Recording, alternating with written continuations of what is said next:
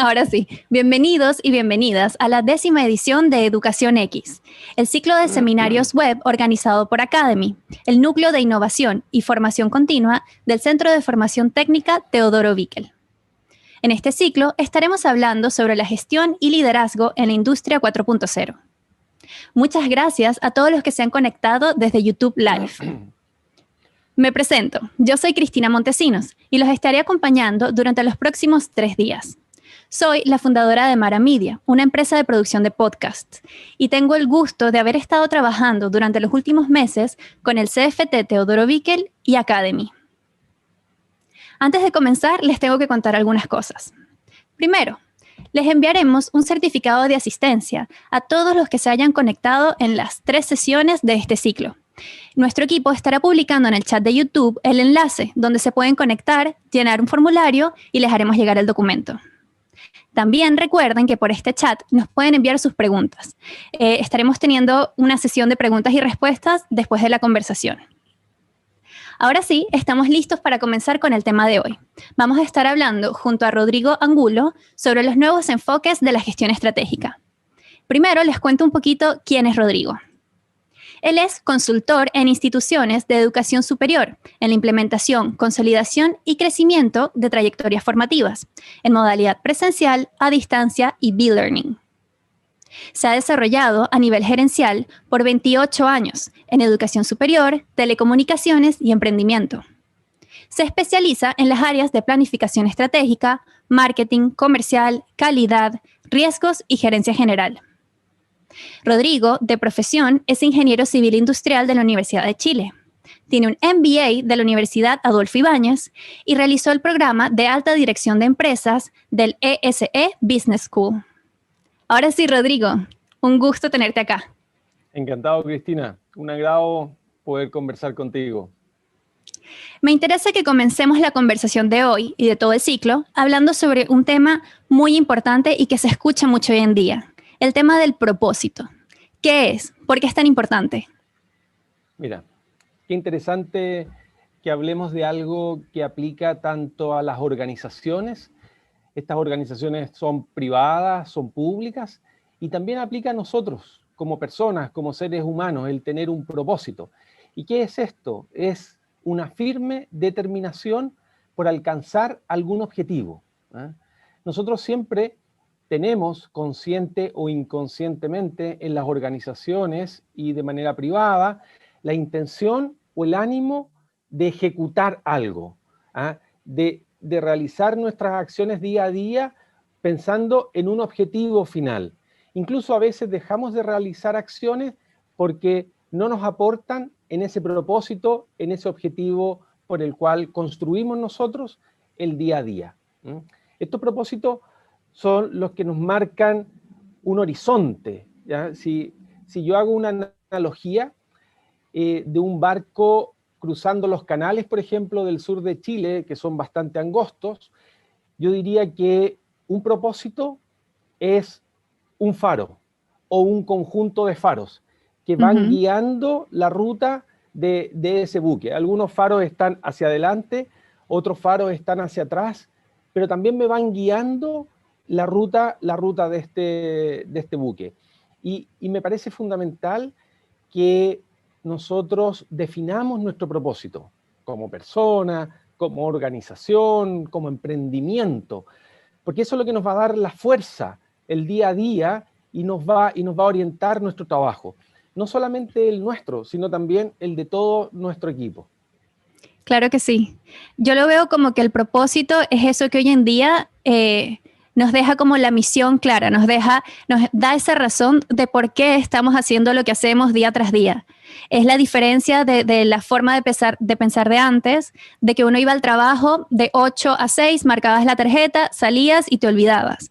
El propósito es eso que nos conecta con algo más y que dice, mira, yo estoy trabajando día a día para algo mucho más grande que yo o que traer plata a la empresa.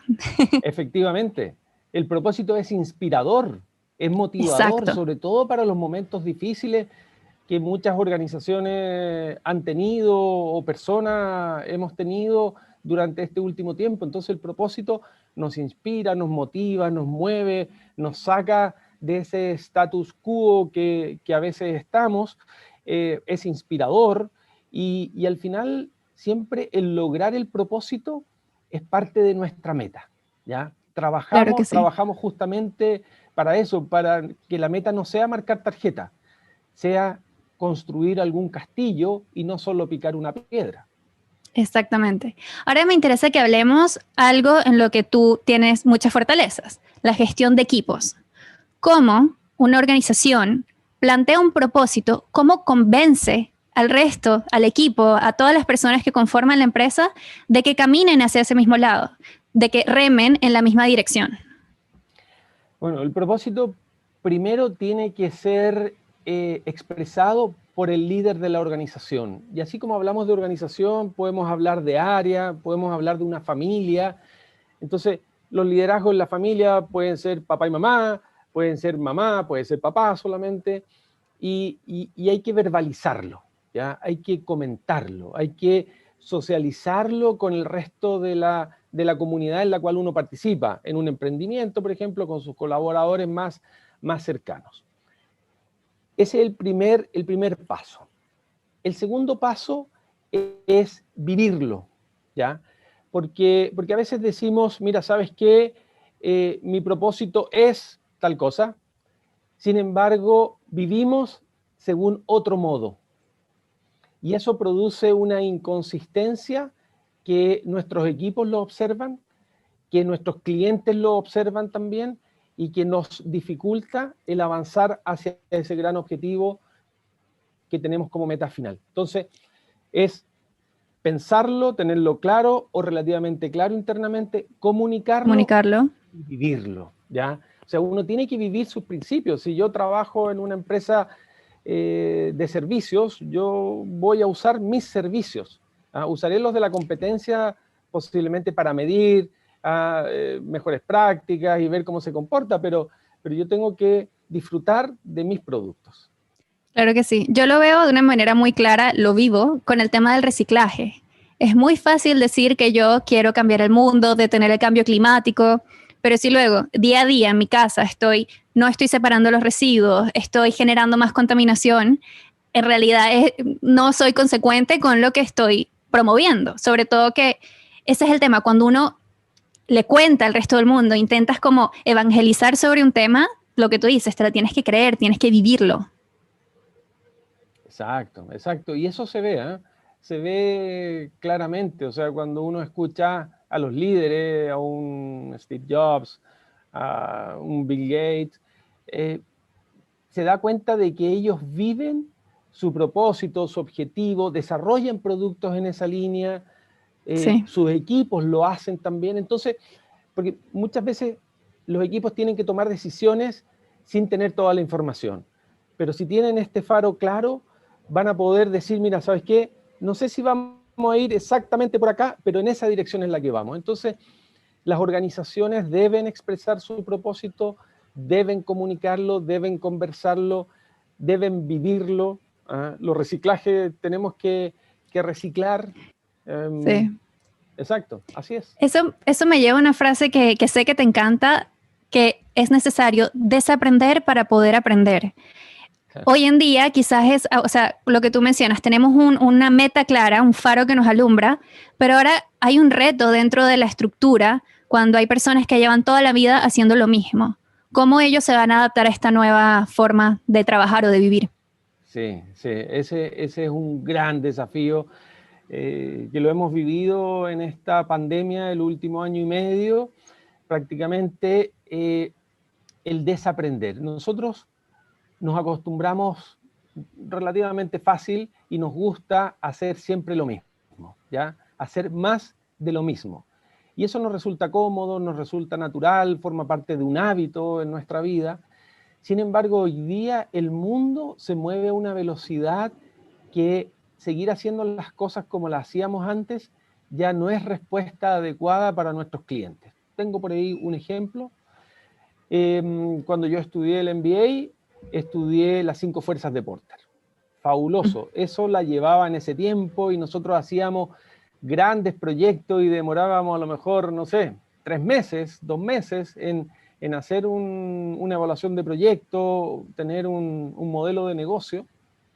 Sin embargo, hoy día eso es completamente obsoleto. O sea, pensar en hacer un negocio de aquí a 3, 5 meses no es viable. Hoy día No. tenemos el modelo Canvas, Lean Canvas, donde en un par de semanas ya tenemos que sacar algún producto, un producto mínimo viable al mercado y que podamos ir testeándolo, que podamos ir mejorándolo día a día, minuto a minuto. Entonces, para esto tenemos que romper paradigmas, ¿ya? O sea, yo personalmente tenía el paradigma eso, de estudiar, profundizar, tener el producto perfecto antes de lanzarlo al mercado. No, eso es lanzar tarde. Ahí seguro que vamos a lanzar tarde. Sin embargo, si en la mitad lanzamos un producto y lo mejoramos en el camino, muy probablemente vamos a tener éxito o la probabilidad de éxito aumenta sustancialmente. Entonces, el desaprender es algo que tenemos que practicar permanentemente con cosas pequeñas, desafiarnos a nosotros mismos en cosas que, no sé, detalles que a veces nos cuesta cambiar, tenemos que flexibilizarnos y eso nos va a abrir oportunidades, sin duda, sí. Claro que sí. Siento que la pandemia es la expresión más grande de que tenemos que cambiar la forma de pensar y de responder. Lo que tú dices, una respuesta ágil. No sirve de nada que planificaste algo en enero del 2020 para aplicar en los próximos 4 meses, cuando no sabes cómo van a ser las condiciones, no sabes si vas a poder, si va a ser necesario en ese momento lo que sea que planificaste. Así Igual es. te comento que mañana vamos a estar hablando con la charla con Juanjo Gutiérrez, vamos a estar hablando mucho sobre la metodología ágil y sobre esta nueva forma de toma de decisiones de las empresas que vienen en la industria 4.0 y que ya tenemos algunos ejemplos de eso. Ahora me gustaría hablar contigo un poco sobre conocer tu punto de vista sobre qué viene en el futuro para las organizaciones. En el pasado hemos hablado sobre cómo ahora es cada vez más necesaria la integración del trabajo remoto, los equipos multidisciplinarios, la horizontalidad en las estructuras. Sí, sin duda, sin duda. Mira, desde mi perspectiva, la pandemia y el trabajo deslocalizado ha acelerado mucho los negocios, algo a lo mejor que venía en los próximos 5 o 10 años, lo digo particularmente desde la perspectiva de la educación online. Yo estimaba al principio que la pandemia había acelerado en 5 años la educación online. Hoy día creo que está entre 7 y 10 años, ¿ya? Wow. Lo que hubiéramos logrado en 7 años sin pandemia, lo vamos a lograr, yo creo, a fines de este año. Uh-huh. Eso por una parte. Por la otra, la deslocalización. O sea, hoy día tenemos empresas como Twitter, por ejemplo, que trabajan desde sus casas los colaboradores. Y cuando digo desde sus casas, puede ser sus casas en Chile, en China, en Estados Unidos, en cualquier lugar e incluso en cualquier ciudad del país. Por lo tanto, la deslocalización es algo que se está probando, que es necesario mejorarla. Yo pienso que los niveles de productividad hoy día no son los que teníamos físicamente cuando nos veíamos y trabajábamos juntos, pero vamos avanzando en eso.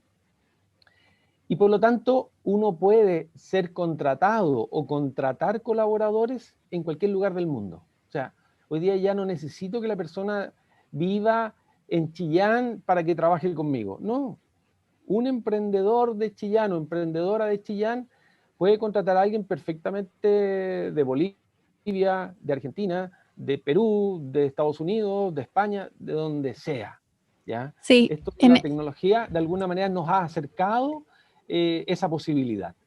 eso era justo lo que iba a mencionar, el tema de, claro, hay dos cambios al mismo tiempo, el cambio tecnológico de que cada vez tenemos más herramientas, pero también el cambio de mentalidad, donde un jefe puede trabajar bien con un equipo, se pueden desarrollar los mismos procesos que antes. Ahora, tenemos algunas desventajas que quizás ya no tenemos la conversación cuando te vas a servir la taza de café, pero siento que eso también entra como en el cambio mental que tenemos que ir armando para que las organizaciones puedan funcionar así, porque es la realidad. O sea, ya está comprobado que cuando pase la pandemia, cuando todo el mundo esté vacunado, no vamos a volver a la misma forma de trabajar en una oficina. Claro, claro. O sea, yo no me imagino volver a una oficina cerrado, no. Yo me imagino volver a una oficina, cuando vaya a una oficina, a puestos deslocalizados. O sea, aquí se sienta el que primero llega o el que se quiere sentar acá o trabajar desde la casa, o trabajar desde un parque. Teniendo buena conexión, es posible el conectarse. Pienso también que este es un gran desafío para la gestión de las organizaciones. Hay que empezar a desarrollar nuevas metodologías de trabajo, eso que tú planteabas y coincido con ello, del cafecito en la oficina. Bueno, pues hoy día, ¿qué va a reemplazar el cafecito en la oficina? ¿Ya? De alguna manera se van a empezar a generar instancias, no lo sé cómo hoy día, que nos permitan interactuar de una manera más abierta, teniendo un poco estas conversaciones abiertas, sin grandes pautas, donde planteamos temas de interés común y de debate, ¿ya? Entonces, tenemos que empezar a generarnos nosotros mismos, como líderes de organizaciones, oportunidades, instancias de debate y de conversación que abran oportunidades, que abran la cancha y que al final nos permita tomar esas decisiones de manera rápida, ágil, para poder competir bien en el mercado. Claro que sí. Un tema que también tenemos que hablar, que lo acabas de mencionar, es el tema de la estructura de las empresas con esta nueva mentalidad. Sé que hace algunos años, en algunas empresas más futuristas, ya existía el trabajo remoto, pero recuerdo haber escuchado que uno de los problemas era que los jefes eran más propensos a ascender, a bonificar a empleados que veía trabajando en la oficina día a día. Entonces, a la larga en tu carrera, no te convenía estar trabajando desde casa a pesar de las comodidades. Yo diría que eso es uno de los cambios que tienen que venir ahora, cuando todo tu equipo está en otro lugar. ¿Cómo vas a medir? ¿En base a qué KPIs, en base a qué mediciones tú vas a poder tomar decisiones tan grandes como un ascenso o un aumento? Muy, muy interesante el punto que planteas. Yo trabajé en una organización en Estados Unidos donde la cultura era diferente, porque se vendía a multinacionales que están deslocalizadas en Estados Unidos y el equipo de ejecutivos de venta prácticamente no pasaba en la oficina, ¿ya? O sea, nos conectábamos con ellos, conversábamos, ellos estaban donde estaban los clientes, ¿ya? Entonces Tiene hay un tema sentido. cultural muy importante para los líderes, para las jefaturas, de aprender a desaprender, o sea, romper los esquemas tradicionales con los que hemos medido. En segundo lugar, pienso en los KPI. No es fácil identificar los KPI. O sea, identificar un KPI es fácil, pero que dé cuenta de un resultado efectivo, eso ya es más complejo, es bien difícil y es un desafío. Claro. Pienso que ahí está el gran desafío que tenemos por delante, de identificar KPI que den cuenta del logro de objetivos que aporten a una estrategia. Claro que sí. Mira, me están mandando algunas preguntas que está haciendo la audiencia en el canal de YouTube, en el chat. Okay. Patricia Bustos nos pregunta, ¿cuáles son las dificultades que observas que deben enfrentar las empresas más grandes en este desafío de ser ágiles?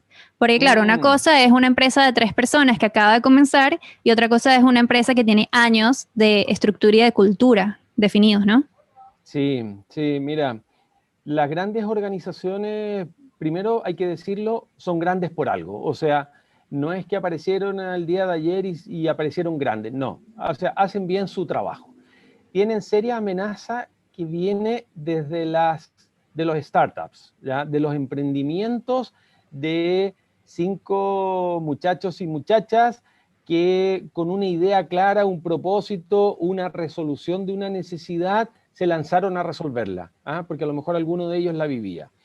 Entonces esto es una carrera como de un elefante y un ratón, ¿ya? Ok, Donde el claro. elefante se va a mover, va a avanzar, el elefante no se va a quedar quieto, se va a mover más lento, pero el ratoncito se va a mover más rápido, ¿ya?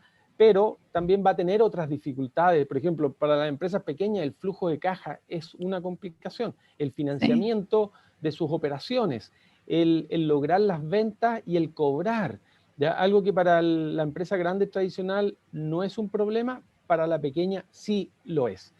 Entonces, ¿qué ocurre? Si estamos hablando con una gran empresa, yo diría, ¿sabes qué? Es bueno crear células que trabajen alguna necesidad, algún problema, de alguna manera independiente, como un ratoncito independiente del elefante, pero cerca del elefante para pedirle ayuda, ¿ya? Y permitirles que se desarrollen. De eso allá hay muchas prácticas, hay grandes empresas que están avanzando y que han avanzado en esa línea. Por lo tanto, están desafiadas, lo hemos visto sin dar marca, lo hemos visto aquí en Chile durante la pandemia, grandes marcas de gran prestigio, fuertemente desafiadas por otras más pequeñitas. Sí. Claro que sí. Ahora me gustaría que hablemos un poco sobre el rol clave que representan los líderes y que hagamos la distinción entre líder y jefe, porque no necesariamente son lo mismo. Claro, claro. Mira, al final pienso que uno tiende a ser jefe, ¿ah?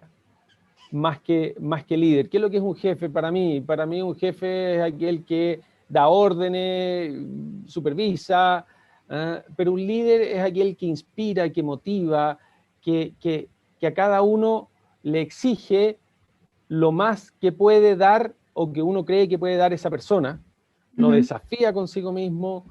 A veces no es fácil hacer eso, mucha gente se siente como abrumada y eso hay que tenerlo muy presente. O sea, uno como jefe tiene que evitar que su equipo se abrume, ¿ya? Más aún ahora en pandemia que la salud mental es muy importante y hay que cuidarla mucho. Entonces, sin que se abrumen, hay que exigirle. Y para esto siempre para mí hay que estar pensando en ese propósito, en ese gran objetivo que tenemos como organización, la catedral que estamos construyendo, y ser majadero, porque uno no logra convencer a la primera.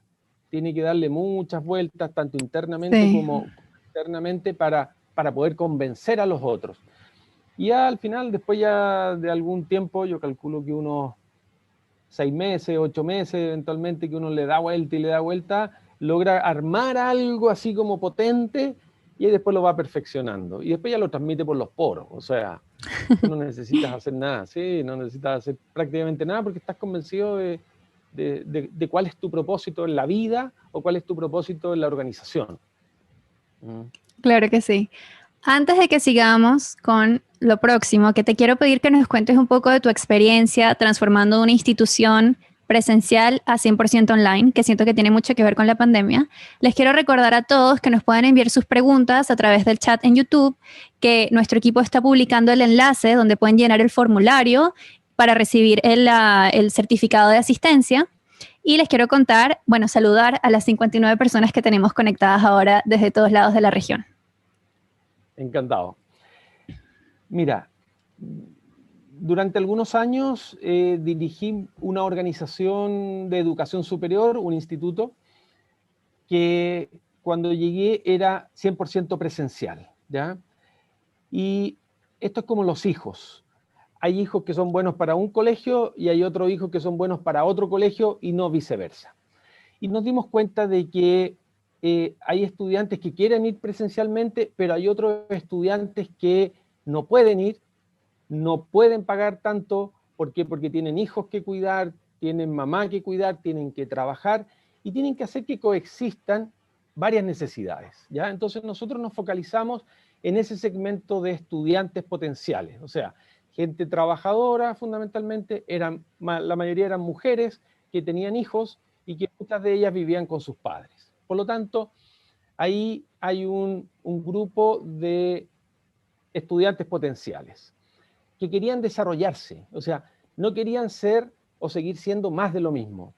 Veían que tenían un potencial y que estudiando podían salir adelante. Eso por una parte. Por la otra, internamente teníamos una gran organización enfocada en lo presencial, pero lo online era visto como de segunda clase, ¿ya? Es como business y turista. ¿Ya? Al final, business y turista llegan al mismo aeropuerto de destino. Y esto es lo que pasa hoy día con las carreras presenciales y online. Si tenemos la misma carrera, indistintamente de la modalidad en la cual la entreguemos, el puerto de destino o el aeropuerto de destino es el mismo, el perfil de egreso es el mismo. Y eso tenemos que garantizarlo desde la dirección de la institución de educación superior. Por lo tanto, había que buscar gente que tuviera esta nueva mentalidad, una mentalidad más abierta, más ágil, más innovadora, pero que conociera de educación. Cosa que no es fácil, porque o lo uno o lo otro, y cuando conoce educación es muy tradicional. Entonces empezamos a armar equipos de trabajo. Eso al final del día, ¿en qué se traduce? Se traduce en que muchas personas que están en lo presencial dejan de pertenecer a la organización, y ese es un costo que tenemos que tenerlo en consideración. No O solo sea, un ahí costo te económico. refieres, perdón, ahí te refieres a personas que simplemente no se pudieron adaptar a esta transición, ¿no? Claro, Que estaban claro. muy llevadas en esa frase típica, siempre se ha hecho así. Exactamente, exactamente. Entonces ahí hay un costo no solo económico para la organización, sino también emocional. Uno no llega a Totalmente. una organización para despedir gente en absoluto, llega para construir más. Pero a veces, como los hijos sirven o son muy buenos para un colegio, pero no para otro, aquí pasa lo mismo. Entonces ahí uno tiene que prescindir de ciertas personas que tienen ciertas características que no se adecúan a la estrategia. No es bueno ni malo, pero lo es. Y tiene que empezar a alimentar la organización de gente que tenga la nueva visión, ¿ya? Muy, muy enfocada por el líder. Eso es importante, marcar siempre esos faros, reiterarlos permanentemente y en toda conversación, ¿ya? Entonces, marcamos el propósito de la organización, definimos luego proyectos estratégicos, ¿ya? Entonces teníamos Perfecto. el propósito, los objetivos estratégicos y después marcamos proyectos estratégicos. Proyectos que tenían plazo, responsable, KPIs, ¿ya? Los famosos Quiero hacer OKRs. una pausa. ¿Cuánto tiempo se tardaron en análisis de la audiencia, en esos análisis de datos al final para llegar a ese perfil? ¿Y cuánto tiempo se tardaron en establecer ese nuevo propósito? Mira, yo te diría fácilmente 10 meses. 10 meses. O sea, no es ¿Ah? una cosa de un día para otro que una persona se despierte y dice, esto es lo que vamos a hacer. No para mí, por lo menos. O sea, en mi experiencia, yo no tuve esa visión. Yo te diría que entre 10 y 16 meses, 18 meses, o sea, casi un año y un año y medio, porque esto es mucho de modelar, de prueba y error, tendrá sentido hacer algo de este tipo, quién más lo está haciendo en Chile, en el extranjero, ya con qué recursos contamos, tanto en Chile como en el extranjero, y ahí hay un tema súper importante porque uno puede recurrir a otras empresas, entre comillas, a veces hasta competidoras, ¿eh? Que buscan colaborar, ¿ya? Y aquí hay otro término más que es Sí. competir. ¿Eh? Colaboramos, pero también competimos, ¿ya? Y siempre dentro de un marco ético. Esa cuestión es súper importante, fijar un marco ético de competencia, de Ujú. colaboración y competencia. Entonces así nos lanzamos, definimos los objetivos, algunos objetivos no aportaron nada, muy mal identificados, muy mal eh, descritos, y otro súper certero, y que de a poco uno se empieza a dar cuenta de cuáles son los drivers que tiene ese nuevo modelo de negocio. Y te das cuenta de que moviendo 2 o 3 palancas de manera precisa te permiten alcanzar o no alcanzar ese propósito, ¿ya? Por ejemplo, en el caso nuestro, y no es ninguna infidencia, porque lo he dicho antes internamente y externamente, eh, era definir un buen portafolio de carreras, es importante. Detrás de esas carreras estaba el modelo educativo, por ejemplo, que hemos desarrollado en el CFT Teodoro Bickel de la Universidad de la Frontera de Chile, un modelo educativo que va a abrir oportunidades para la formación laboral o la formación a lo largo de la vida. Entonces tenemos el portafolio. Segundo, el footprint, el expandirnos a la mayor cantidad de presencia en línea a lo largo de Chile, ¿ya? Aquí hay un tema más específico de la educación, donde uno, por lo menos yo, no quería estar en todo Chile, que es fácil estar en todo Chile, pero no, como definición estratégica definimos ciertas ciudades principales donde queríamos estar. Y 3, la fidelización de los estudiantes, el cuidado de los estudiantes, porque se da mucho de que los estudiantes empiezan a pasar de carrera en carrera y al final no Mira. terminan ninguna.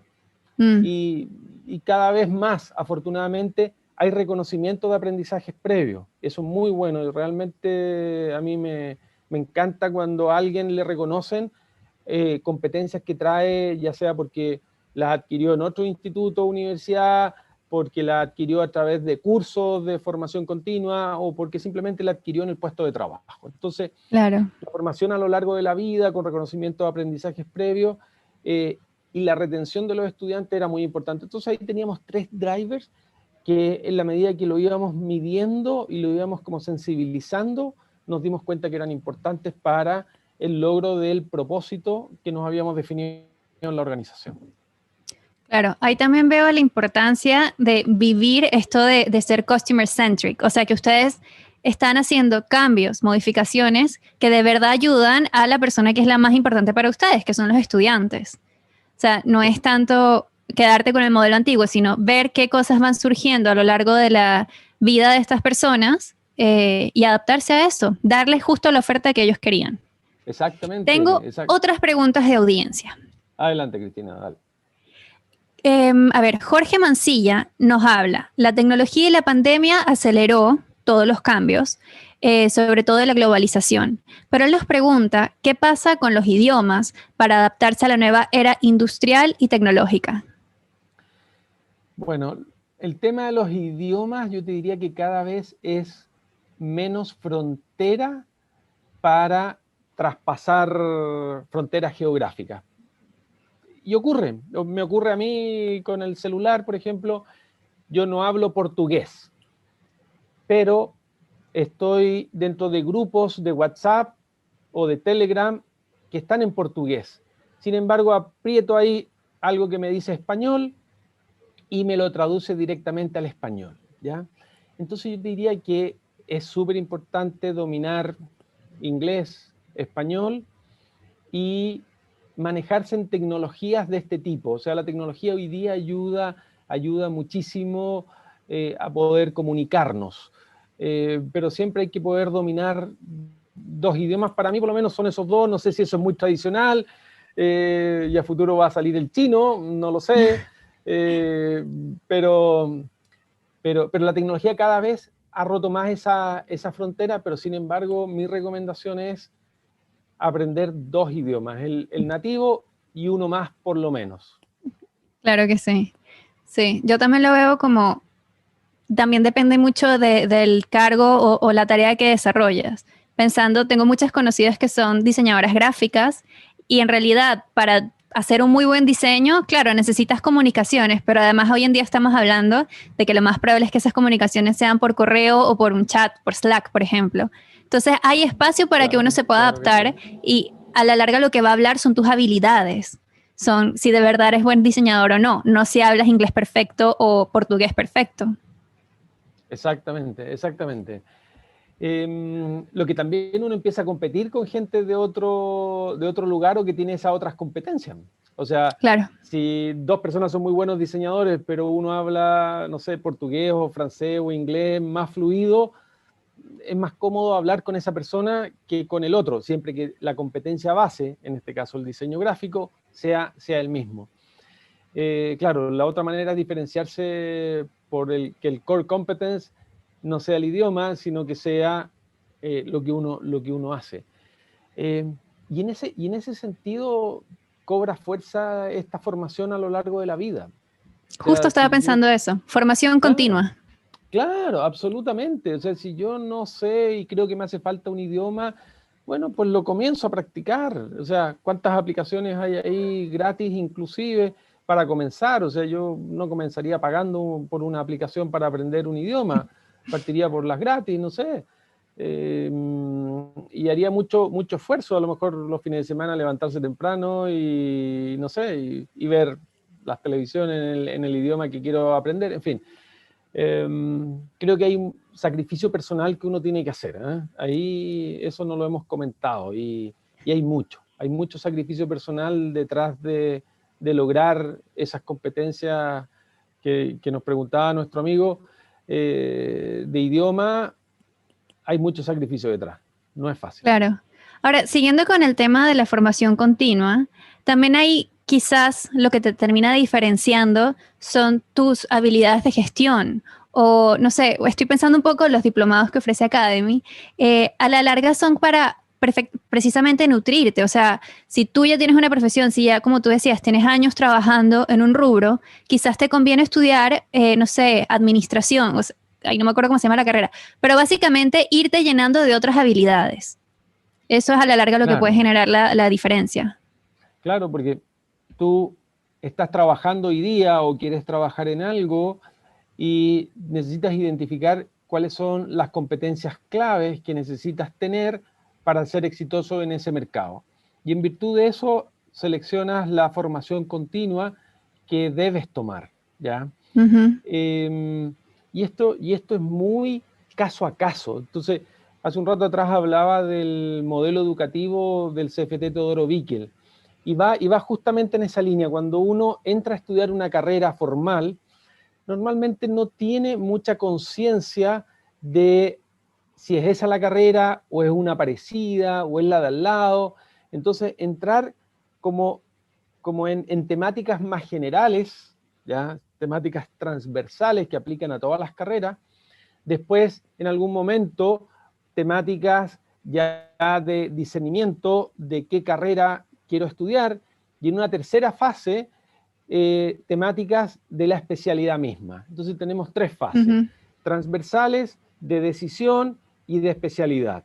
Y a lo mejor en una carrera que dura, no sé, 2 años, te pasas 8 meses acá, 4 meses aquí y los 12 meses siguientes en la especialidad, ¿ya? Porque también con la tecnología todo esto cambia muy rápido. Claro que sí. Entonces a veces una carrera muy larga, de aquí a 4 años más, a lo mejor va a estar un poquito desactualizada. Por lo tanto, carreras cortas, más formación continua, puede ser una alternativa para muchas personas.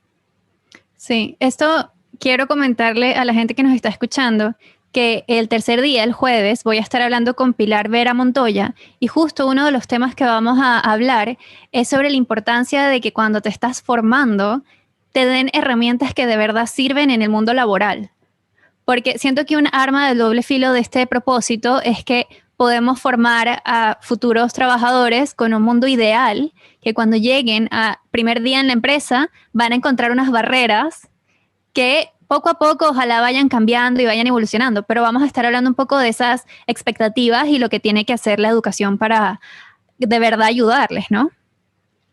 Claro, el Aprovechando un gran poquito, objetivo, sí, sí, no, el gran sigue. objetivo de la educación es justamente formar a personas para el trabajo. Ujú. Por eso hablaba del perfil de egreso, las competencias que las personas tienen al momento de salir al trabajo. Y ese es el principal objetivo de estudiar, si no, ¿para qué? ¿No? Sí, exacto. Tenemos otra pregunta que se relaciona un poquito con lo que estamos hablando ahora sobre las habilidades. Carino San Juan Castellanos nos pregunta cómo se implementarán las soft skills en el nuevo regreso. Yo entiendo que esta pregunta va sobre estas habilidades que estamos hablando de que se desarrollaron durante la pandemia, cómo nos van a afectar cuando volvamos a este nuevo mundo. Vale, yo pienso que ese es un tema a desarrollar. O sea, esta es una noticia en desarrollo porque experiencia tenemos poca, ¿ya? Del regreso a la nueva normalidad. Por lo tanto, esta soft skill, en algún momento yo hablaba de generar instancias diferentes a las que teníamos antes. Antes teníamos el cafecito en algún lugar, en Mm, el comedor, en el pasillo, en la entrada. Bueno, pues virtualmente o virtual y presencial, ¿cuáles van a ser esos nuevos instancias y cuáles van a ser los soft skills? Yo creo que eso es parte de los desafíos que tenemos como institución de educación superior, como formadores continuos de las personas para que se puedan ir adecuando a la nueva realidad, a la nueva realidad. Entonces, no tengo una respuesta al respecto. Pienso que hay que ir con mucho cuidado, pienso que hay que tener mucha sensibilidad con las personas, más allá de la que teníamos antes, porque yo creo que todos estamos de alguna manera afectados por esta situación, más directo, más indirectamente, y al final, ¿qué queremos? Queremos que todos nosotros aportemos el máximo a la organización, y por lo tanto, esas soft skills son súper necesarias para tener éxito en este nuevo modelo. ¿Que cuáles son? No me atrevo, tal Bueno, vez compilar el jueves, perdón, lo pueden profundizar, sí. perfecto. Es que entiendo que por ahora no está definido, pero justo nos preguntan otra vez, y lo vuelvo a decir. Susana Céspedes Gallegos nos dice, doctor Rodrigo, si usted tuviera la oportunidad de elegir 5 competencias o habilidades que deben tener los estudiantes para ser más competitivos en el mundo laboral, ¿cuáles serían? Pensando no tanto en jefes que vuelven de la pandemia, sino en las personas que van a empezar ahora. Mira, me parece una pregunta buenísima de fondo. ¿Verdad? Sí. Sí, muy, muy interesante, incluso creo que es para Pilar también. Mira, primero yo diría que es como lo fundamental, seguir lo que tu corazón te dice, ¿ya? O sea, mira, yo quiero ir a trabajar por acá. Y cuando yo digo yo quiero ir a trabajar por acá, por ejemplo, yo desde chico quería ser ingeniero y afortunadamente lo logré, fui ingeniero. Pero siempre me estaba preguntando qué necesito para ser ingeniero, ¿ya? Pero no para ser ingeniero cuando trabajaba, sino para ser ingeniero para entrar a la universidad, después entrando a la universidad para sostenerme, después de sostenido para pasar al siguiente semestre. Entonces, es como paso a paso, paso a paso. A mí me gusta mucho, tal vez porque uno predica como con su ejemplo, el autoconocimiento, ¿ya?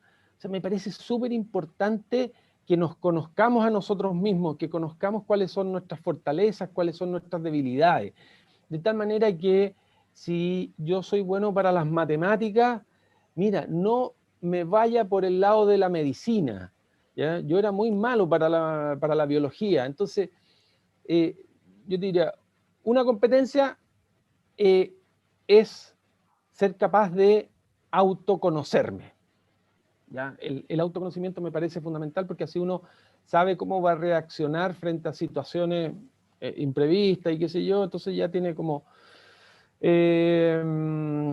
otro más sería autocontrol, ¿ya? O sea, Clave.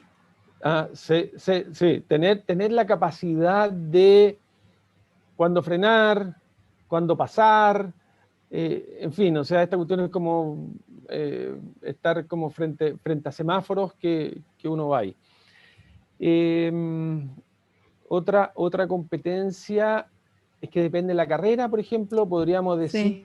decir la sociabilización, el compartir con otros, pero si estoy pensando en un programador, posiblemente no sea tan necesario el compartir con otro, pero Yo en lo diría que personal, sí, porque a la larga uno siempre va a ser parte de un equipo. De una forma u otra vas a tener que compartir y está comprobado que uno se nutre cuando compartes con los demás, cuando colaboran, cuando preguntas cosas. A la larga probablemente hace el día a día más fácil. sí, sí. La otra es la capacidad de escucha. O sea, yo tengo que ser capaz de escucharte, tú escucharme a mí, yo empatizar contigo, tú Ujú. empatizar conmigo, tal que 1 más 1 al final nos dé 3. O sea, tener esa capacidad de escuchar, de aceptar al otro, de co-construir, me parece que no sé si son habilidades, competencias, características eh, que yo dentro de mi familia también busco identificar y desarrollar con mis hijos. O sea, al final uno cuando es papá, eh, la proyección va por ahí, va por ellos y poder transmitirle estos mensajes a mí me gusta mucho porque veo mucho joven desorientado, que no saben qué estudiar, que estudian una carrera, se frustran, van a estudiar otra. Pucha, y a mí eso me causa mucha angustia y digo, ¿cómo puedo ayudar en eso? Mm. Entonces, eh, tal vez yo soy más estricto, pero les dije a mis hijos, miren, van a estudiar una carrera y la que ustedes elijan la van a terminar, la que sea. Si no les gusta en la mitad de la carrera, la van a terminar igual. ¿ya? Porque sé que les puedo exigir eso, sé que eso no les va a causar un trauma y ellos se van a esforzar. Pero hay otros, si me tocara algún hijo que entre medio tiene problemas serios, yo le voy a decir, tú revisa bien la carrera que estás estudiando porque creo que te tienes que mover a otro lado. Entonces, uno como papá también, o como adulto, tiene que orientar a la juventud a tomar sus decisiones y a ser responsables en el tiempo por esas decisiones, ¿ya? No andar cambiando de decisión permanentemente, muchachos, porque eso los va a distraer de su propósito. Tengan claro un propósito, a lo mejor no lo tienen claro, convérselo con los papás, con buenos amigos, con algún mentor o mentora. Eso. Ay, ¿sabes qué? Una clave que me acordé ahora de una clave del éxito es formar equipos multidisciplinares y multigénero. Y aquí no quiero decir algo que sea como bonito y que todo. No. Objetivamente, tengo la experiencia que las mujeres piensan complementariamente a los hombres y los hombres pensamos complementariamente a las mujeres. Y tener equipos donde participan hombres y mujeres con distintas experiencias genera mejores soluciones. Genera mejores soluciones. Tengo por ahí anécdotas que son tal vez particulares, pero muchas veces estábamos entrampados, qué sé yo, y una mujer del equipo decía, ¿será muy loco si hacemos esto? No es tan Era loco. ideal. Vamos por ahí, probemos, ¿ya? Y nos permitía desentrampar la situación. Entonces, equipo multigénero, pero no sé si en el buen sentido de la palabra, no sé cómo decirlo, pero no porque es moda. ¿Qué te parece si decimos equipos que no estén compuestos por personas iguales? De todas maneras, de todas maneras. Eso yo creo que lo resume y que te deja muy claro que si está todo el mundo igual, hay que cambiar algo. Sin duda, sin duda. ¿Sabes qué se me ocurre un poco escuchándote? Que quizás otra habilidad o capacidad que tienen que desarrollar los estudiantes es el ser flexibles. Creo que tiene mucho que ver con llegar a un nuevo ambiente, sobre todo que uno viene con una cantidad de enseñanzas y un deber ser que te dijeron que iba a ser la industria. Llegar y ser flexibles viendo a las personas que están haciendo las cosas, escuchando a los líderes, conociendo a aquellos que simplemente son parte integral del equipo, pero quizás no son líderes. Entonces, llenarse de información y luego como actuar. No llegar y decir, yo aprendí esto en el curso o en el diplomado y esto es como debe ser y aquí está mal. Punto. Así es. Lo comparto, ser flexibles, ser humildes, aprender a desaprender. Exacto. Son aspectos claves para el éxito. Uno no es poseedor de la verdad, complementariamente, y lo hemos visto en esta conversación incluso, nos complementamos bien y generamos mejores soluciones conversando que haciendo o dando un monólogo. Exactamente. Exactamente. Bueno, ya estamos llegando a la hora, así que te agradezco muchísimo, Rodrigo, por la conversación y les agradezco a todos ustedes por haberse conectado y por habernos acompañado en esta primera sesión del ciclo de liderazgo y gestión en la industria 4.0 de Educación X, organizado por Academy. Nos volvemos a encontrar mañana, acuérdense, a la misma hora. Vamos a estar hablando con Juan José Gutiérrez, que mencioné algunas cositas que vamos a ver con él, pero más que todo la conversación va a girar en torno a la innovación, el talento digital y el emprendimiento como nuevas competencias cardinales. Muchas gracias a todos, muchas gracias a Rodrigo por esta increíble conversación y nos vemos mañana.